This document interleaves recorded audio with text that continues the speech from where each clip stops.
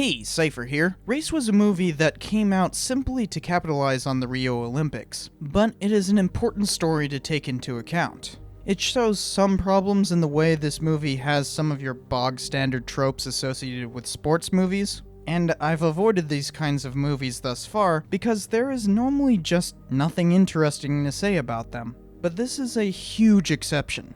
Very few sports events are important enough for me to research them, but considering I've already talked about this subject on this channel, I've gotta cover race. Maybe 8 Men Out or 42 could be good ones in the future, but otherwise, there really isn't much of consequence from Hollywood sports movies. Race reminds us of perhaps one of the most important sports events of all time, the 1936 Olympics and Jesse Owens' role in that. It is an alright movie, a little slow-moving at points, and the history ain't horrible, but it ain't great either. But in either case, there isn't much to say, because the movie itself just doesn't have that much substance to it, and bleeds any gravitas it may have had with the inaccuracies it portrays. Jesse Owens was born in the South, and he was picking cotton at a young age. I was picking 100 pounds of cotton a day at 6 years old. His actual name was James Cleveland Owens, but he got his nickname early on when he moved to Cleveland as a child. Well, it's actually JC. My elementary school teacher, she misheard on account of my accent. After racing in high school and tying the world record for the 100-yard dash, he was admitted to Ohio State University in 1934. Though racist policies meant he did not receive a scholarship, so he had to pay out of his own pocket. He faced racial segregation in Ohio, even at the college itself. Just using the showers. Not until we're through, you're not. You niggers can wait your turn. In 1935, he competed at Ann Arbor, breaking 3 world records and tying another in under an hour. Some have labeled it the greatest feat in sports history, and so many racing records have not been set so quickly ever again. Owens was a national celebrity after that. Tabloid newspapers followed him around, and so they caught him cheating on his fiancée. He kept the affair going while he was away, but eventually left his mistress to return to his fiancée, whom already had a daughter with him, so they got married. He was accepted to the Olympics team in 1936. The NAACP asked him to boycott since it was going to take place in Nazi Germany. That is the whole reason we must not go to these games. We've got a chance here to show our solidarity with the oppressed people of Germany. Owens had good reason to ignore that, though. There ain't no black and white, there's only fast and slow. For those 10 seconds, you are completely free. To do what? To get on over there to Berlin and to stick it up Hitler's ass. So he went. The Berlin Olympics were definitely a spectacle of Nazi propaganda. I've already talked about that Olympiad in a previous video, so if you're interested in further details, go check that out. Owens competed in 4 events. He also won 4 gold medals. He raced in the 400-meter relay, the 200-meter dash, and the long jump.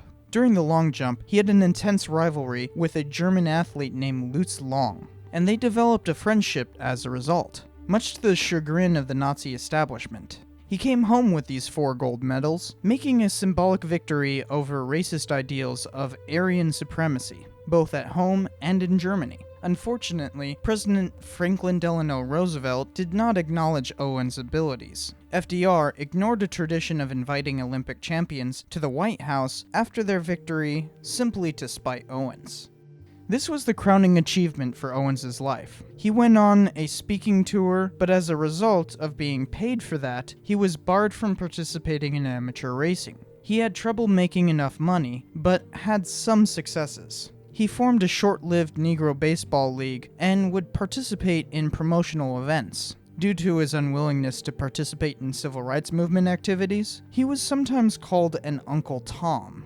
This alienated him from the movement. Instead, he focused on promotional events and a dry cleaning business he owned. After years of obscurity and menial work, the slight FDR had done him back in 1936 was symbolically renounced by Gerald Ford, when he awarded Owens the Presidential Medal of Freedom in 1976. Owens died 4 years later.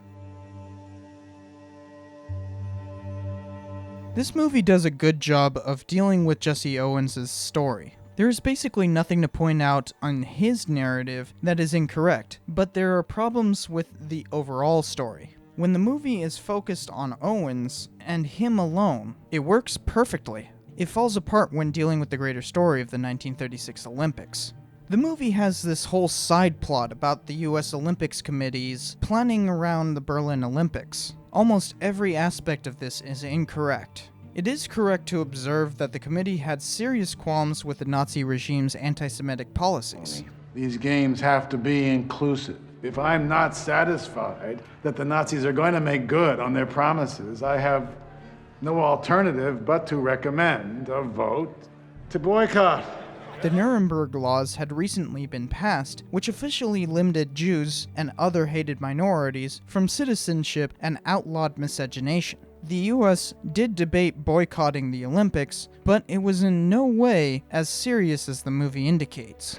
You want to use these games to sell your nasty little ideas to the world. And I'm here to tell you, no one is going to stand for it. You've got to clean up your act. They simply wanted to make sure that minority US Olympians would not be barred from the Olympics, which the Nazis conceded to.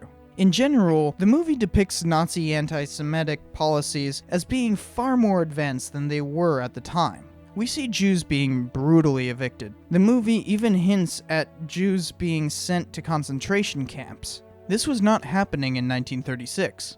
Official segregation did not begin until a year later. Now, that's not to say that there were not people being sent to concentration camps at the time. Dachau was the first camp, and it was created in 1933, but these served as prison camps for political dissidents in 36. There is, of course, the possibility of these camps being used to concentrate Jewish dissidents, as in anyone the Nazis chose, but this was not the time of mass evictions. That would not really begin until 1938. People who have not studied the Holocaust think of it as a clearly organized affair, but it was haphazard and only steadily happened with more and more discriminatory policies. This is not something the movie cares to acknowledge. I'm surprised it didn't just outright show death camps, which weren't implemented until 1941, but I guess that is being implied here. It also says that the Americans got Goebbels to remove all of the swastika imagery from the streets and replace it with the Olympic rings. You got to take down those posters. Put a leash on your press. I don't want to hear about any more rounding up of undesirables. Everything looks swell. Let's keep it that way through next summer. This is absolute hogwash, as anyone who looks at the footage in Riefenstahl's film could easily see. The person who negotiated with the Germans in 1935-36 was a man named Avery Brundage, and he is the person whose reputation is most defamed by this film. He is depicted as having taken bribes of sorts with the Nazis. You tell him I can't be bought. You can't afford me. A bribe? No. A business proposal. And then the movie says that he survived the ensuing scandal. That is unmitigated nonsense. He did indeed take a contract for building a massive embassy in Washington, D.C., as the movie says, but he did so in 1938, 2 years after the Berlin Olympics. It was not scandalous in the slightest. Now, he did have ties to the German-American Bund, a group that was set up by Germany to promote pro-Nazi ideology in the US, but Brundage only did so after the Olympics. His reputation was never harmed by this association, and he even became the 5th president of the International Olympic Committee from 1952 to 1972, something that this movie wants to lambast. Now, that is not to say that Brundage was not a hard-ass. He had 2 women kicked out of the American team in 1936 for sleeping around, and a few others removed for behavioral reasons.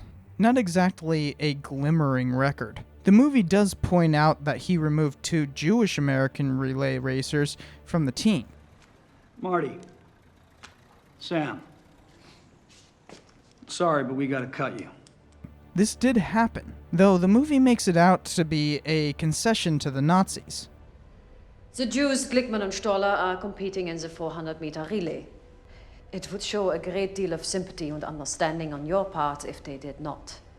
Which is most likely false and certainly not supported by any evidence. Though one of the men did decry the act as anti-Semitic. Oh, come on! You know what this is all about! We're the only Jews. It's more likely that this was done because of coaching reasons, and trying to get more golds for the US Olympic team. The whole antagonism between the Nazis and minority athletes is way overplayed in this movie. I like the scenes where they show the Jewish Americans showing off their religious symbols to a leering Nazi, and where they show that the Olympic Village was rather equitable. It also goes into the way the Nazis disliked how Jesse Owens and Lutz Long became friends. If they want to make these games a weapon, they can't complain when it's used against them. Along with Owens acknowledging problems with the US on racial problems to Long. I think all things considered, you're actually better off in America. I don't know if there's much difference deep down. That is good storytelling, but it blatantly lies when dealing with Adolf Hitler. The movie shows Hitler making excuses to avoid shaking Jesse Owens' hand. Chancellor Hitler has been forced to leave early today and won't be able to congratulate the winners. The traffic, you understand. And even storming out of the stadium after Owens won more medals. According to several accounts, Hitler did in fact shake Owens' hand, and one newspaper even reported that Hitler saluted him. He did not storm out of the match, but was called away, as any national leader is apt to have happen. I'm not saying that Hitler was not deeply offended by Owens defeating his idyllic Aryans on the field. But he had reason to be proud anyways, because Germany took home the most medals of any other country, both in golds and overall. This is just the movie trying to make what Owens did in 1936 more symbolic. What it could have done is pay more attention to the way that FDR slighted him upon his return, or even depict Hitler grudgingly shaking his hand while saying something snide in German while the translators pretty it up a bit. Nehmen Sie wirklich an, würde sich herablassen, sich mit so etwas beim Händeschütteln ablichten zu lassen? Regrettably, it is impossible. Instead, we see neither instance. It does show Owens having to use the service entrance for his own banquet. I'm sorry, sir, but your friends will have to use the service entrance. Do you know who this is? Yes, sir. I mean, they're holding the dinner for him. Yes, sir. But it relegates the information about FDR to an end card blurb.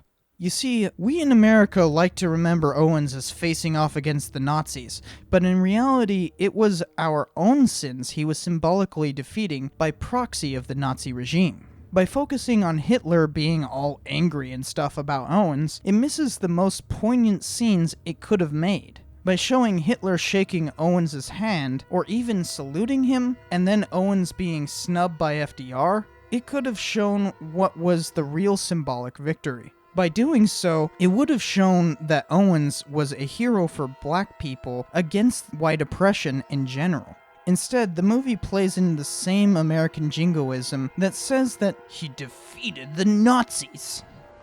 If you lose, it's for nothing.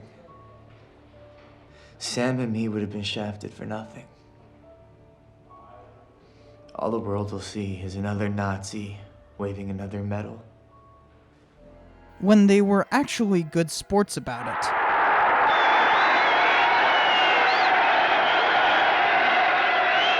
Owens siegt in der Zeit von 10,4 Sekunden.